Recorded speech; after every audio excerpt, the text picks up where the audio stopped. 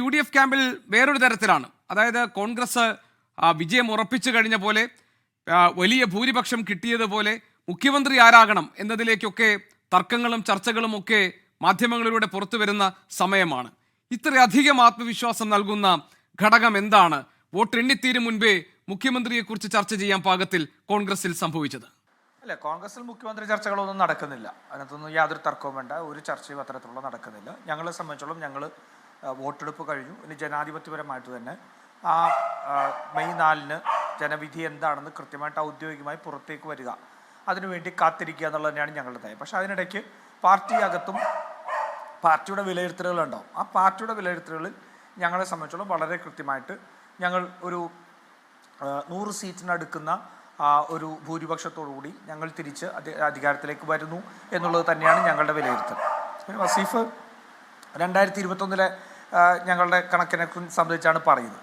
2021 കണക്ക് പറയുമ്പോൾ വസീഫ് പറയുന്നത് ശരിയാണ്.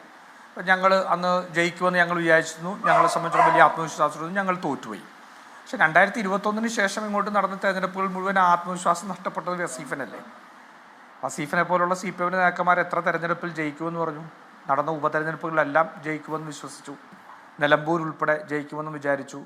ലോക്സഭാ തെരഞ്ഞെടുപ്പിൽ വിജയിക്കുമെന്ന് വിചാരിച്ചു. അവസാനം തദ്ദേശ സ്വയംഭരണ സ്ഥാപനങ്ങളുടെ അടക്ക തെരഞ്ഞെടുപ്പിൽ ഏറ്റവും സുസംഘടിതമായ സംഘടനാ സംവിധാനമുള്ള, എന്തും എണ്ണയിട്ട യന്ത്രം പോലെ ചലിപ്പിക്കാൻ കഴിയുന്ന കാഡറുള്ള ഒരു പാർട്ടിക്ക് സമാനതകളില്ലാത്ത പരാജയം ഉണ്ടാവുമല്ലേ?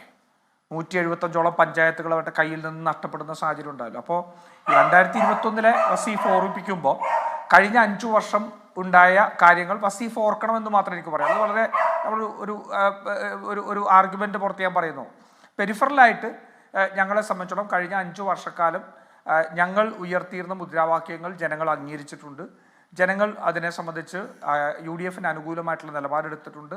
ഒരേ ഒരു ഉപതെരഞ്ഞെടുപ്പിലാണ് തോറ്റത്. ആ ഉപതെരഞ്ഞെടുപ്പിൽ ചേലക്കരയിൽ തോൽക്കുമ്പോൾ പോലും അത് ഏകദേശം 28,000 വോട്ട് അവരുടെ ഏറ്റവും എന്താ പറയുക അടിത്തറയുള്ള, അവരുടെ വലിയ കാഡറുള്ള പാർട്ടി സംവിധാനങ്ങൾ അത്രമാത്രം വലിയ സ്വാധീനമുള്ള ചേലക്കരയിൽ പോയി 28,000 വോട്ട് കുറയ്ക്കാൻ സാധിച്ചു. അപ്പോൾ നമ്മൾ ഒരു സിമ്പിൾ ലോജിക്ക് വെച്ച് നോക്കിയാൽ അത്രമാത്രം സംഘടനാ സംവിധാനമുള്ള അടിത്തറയുള്ള ഒരു മണ്ഡലത്തിൽ 28,000 വോട്ട് കുറയ്ക്കാൻ സാധിച്ചുവെങ്കിൽ അതിലൊരു പകുതി പോട്ടെ, ഒരു 15,000 വോട്ട് മറ്റ് മണ്ഡലങ്ങളിൽ വ്യത്യാസം ഉണ്ടാക്കാൻ കഴിഞ്ഞാൽ എത്ര സീറ്റ് അവരുടെ കയ്യിൽ നഷ്ടപ്പെടുന്നുള്ളൊരു പെരിഫറലായിട്ട് വേണം നമുക്കൊരു കണക്ക് പറയാം.